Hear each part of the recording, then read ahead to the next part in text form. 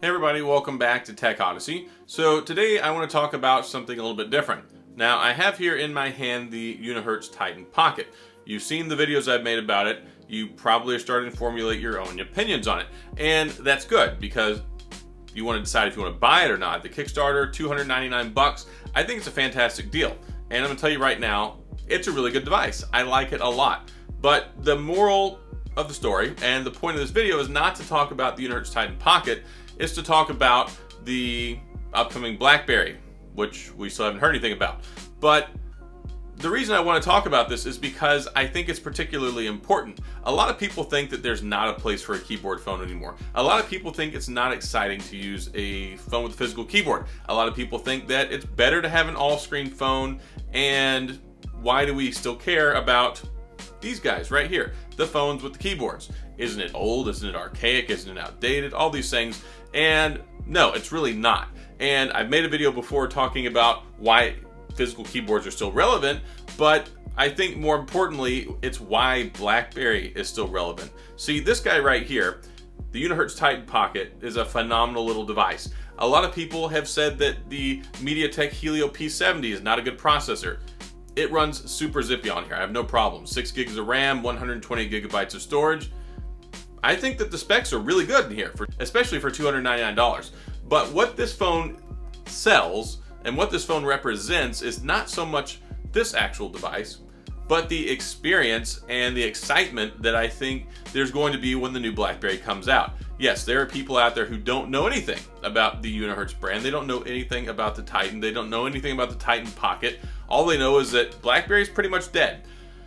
Well, we're still waiting on the 2021 BlackBerry 5G device with the physical keyboard running Android from OnwardMobility, which is still in the Crickets department. And I'm not talking about Cricket Mobile, I'm talking about Crickets like we haven't heard anything, and the device was supposed to be here in like 3 weeks. So I don't think it's going to be here on time. That's just my guess. Looking at the signs of the times, looking at what's going on, I mean, I don't know where it's at. And that's something that I think is problematic. And I think that's something that's troubling to people because there's a lot of people who are really starting to be really concerned about it. They think it's not going to happen. They think that something's wrong.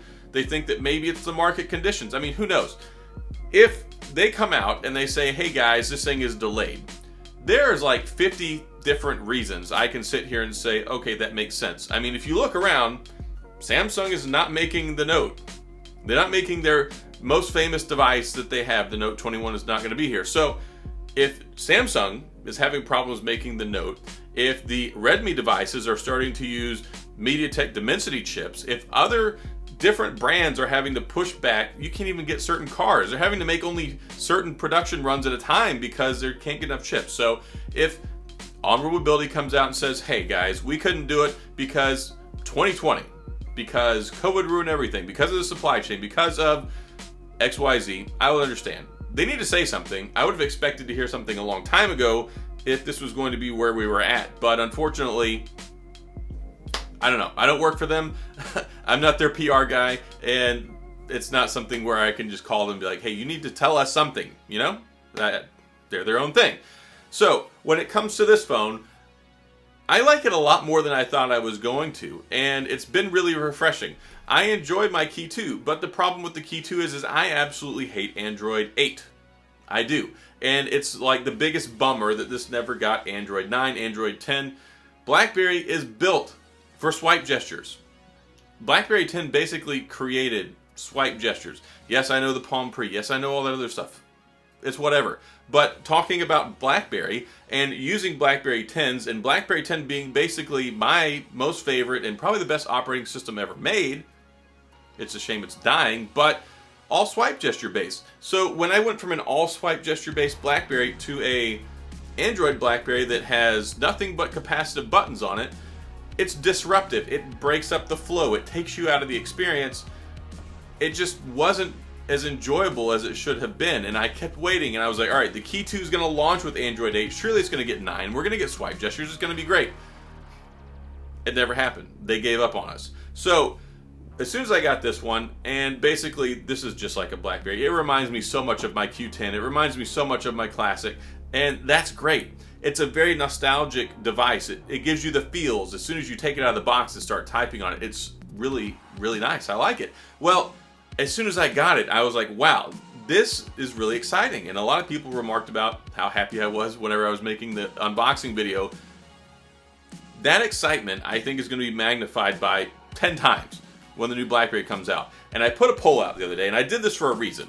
And I asked, what's more important to you, a keyboard phone or BlackBerry security?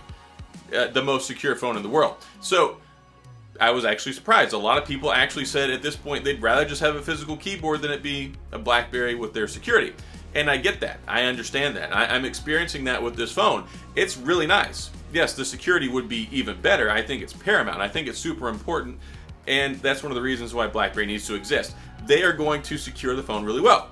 Once it comes out, if it's late, if it's delayed, if we have to sit around and hold on to some other phone until then, I think, yes, it's going to be something that's going to hurt. I think it's something that we will be not happy about, of course. Like, if you knew, then you should have told us. But at this point in time,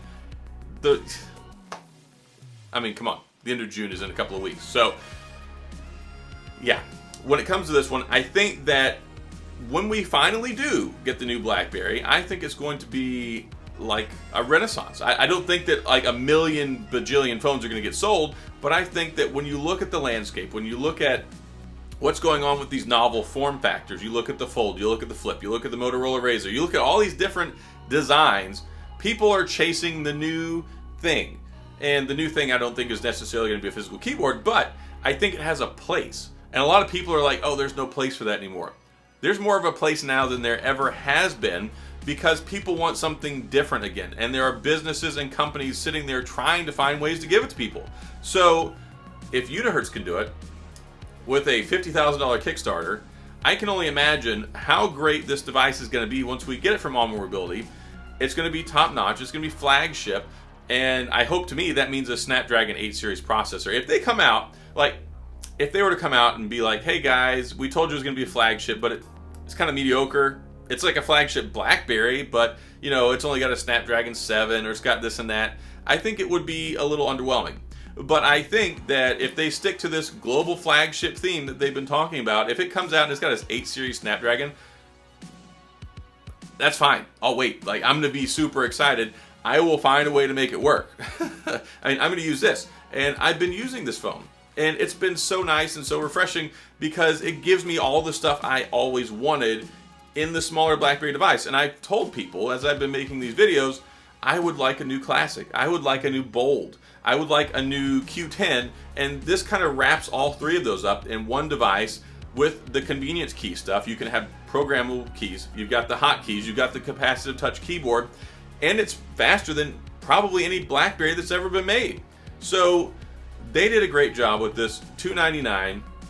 It gets you right in the BlackBerry feels, and it gets you really excited about what a new BlackBerry is going to be able to do in 2021 versus this. Like, if this is making people excited, if this is making people happy, if this is checking boxes that people say, hey, I dig this, I like what they've got going on over there, but we're still a BlackBerry fan at heart, and we still believe in what's going on and the ultimate phone that we're supposed to get. I mean, it will, when it gets here, it will be the ultimate phone.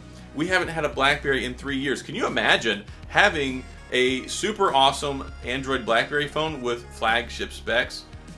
We haven't been able to say that in a very, very long time. So it's going to give us promise because it's going to work for years once we get it. It's going to have all these amazing things, and I'm really excited about it. And I think that this form factor, I think any form factor they come out with is going to be good.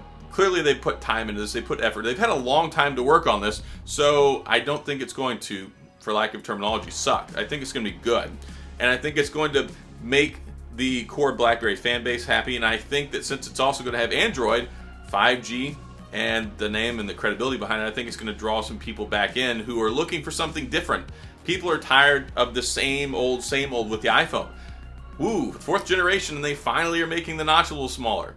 Or Samsung, they keep taking more and more features out by the minute. We're losing expandable storage. We're losing the MST payment method. We're losing different things. They keep compromising on the refresh rates. They take out the headphone jack. They take out the thing is, these companies keep taking out more and charging us more and giving us less. So for those of us who care about keyboard phones, for those of us who care about security, those of us who care about having our wonderful BlackBerries and our physical keyboards, I'm really excited still, even though I've been waiting a year almost, and even though we still don't have anything immediately on the horizon, because, where is it?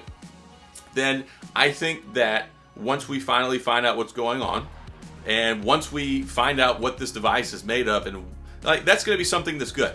Hopefully, once they're able to tell us something, hopefully we'll hear maybe some details on it. We haven't seen anything. We haven't seen a design. We haven't seen specs. We haven't seen price. We haven't seen, all we know is Android, BlackBerry, 5G, 2021, physical keyboard. That's really all they told us, other than an interview or a quip here or there about flagship, global flagship camera, all-day battery, all that good stuff. So, kind of reading between the lines, I have my idea what I think it's going to be.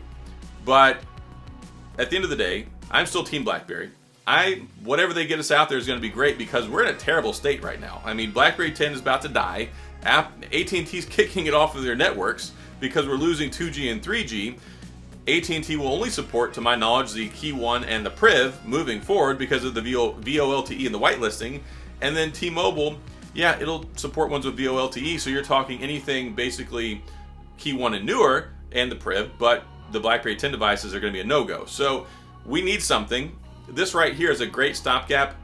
I think people are going to be really happy with this if you decide to pick one up, especially if you got in on the early Kickstarter. And once we get some information about this device, it'll give us a new kind of status quo, a new level of foundation and confidence, so we can look forward to when we get this device, how soon it's going to be here, and start thinking about the nice experience it's going to be. Because I tell you, folks, as a BlackBerry fan, as somebody who loves physical keyboards, as happy as this device has made me, it makes me even more excited about the prospect of when we finally get this other device, just how nice it's going to be. So I wanted to share that. I wanted to share my insight. I wanted to share my optimism, and I wanted to share my sentiment with regard to the market for a physical keyboard, what I think about the Unihertz Titan Pocket, and also prospectively, when we finally get this new BlackBerry phone, I think it's going to be a game changer. I think TCL screwed a lot of things up. I think the D-Tech phone screwed a lot of things up. I think BlackBerry was very lazy